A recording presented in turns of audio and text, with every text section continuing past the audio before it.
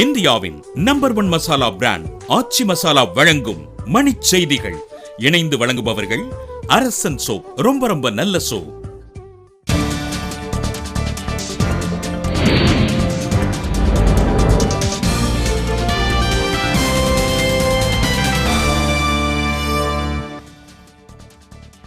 தொழிலதிபர் தீனதயாளன் கிடங்கில் நடைபெற்ற ஆய்வின் போது 8ஆம் நூற்றாண்டு காலத்து சிலை புதிதாக கண்டுபிடிப்பு.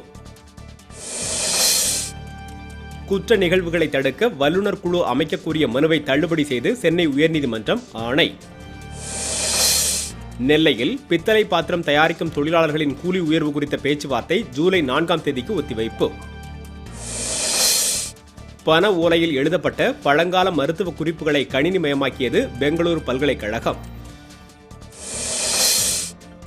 சென்னை காவல்துறையினருக்கு சுற்றுக்காவல் பணிக்காக மிதிவண்டி வழங்கும் திட்டத்தை தொடங்கி வைத்தார் ஜெயலலிதா. 12 வார கால மகப்பேறு விடுமுறையை 26 வாரமாக மாற்ற தயார் என நடுவண் அமைச்சர் பண்டாரு தத்தாத்திரேயா தகவல். தேர்தலில் திமுக தோல்விக்கு தமது மதிநுட்ப நடவடிக்கையே காரணம் என வெளியான செய்திக்கு வைகோ மறுப்பு.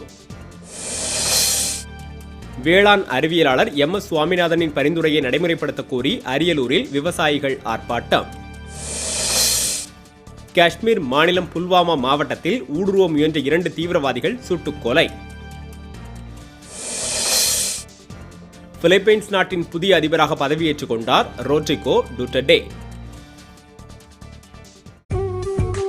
இந்தியாவின் நம்பர் 1 மசாலா பிராண்ட் ஆச்சி மசாலா வழங்கிய மணிச் செய்திகள். இணைந்து வழங்கியவர்கள் அரசன் சோப். ரொம்ப ரொம்ப நல்ல சோப்.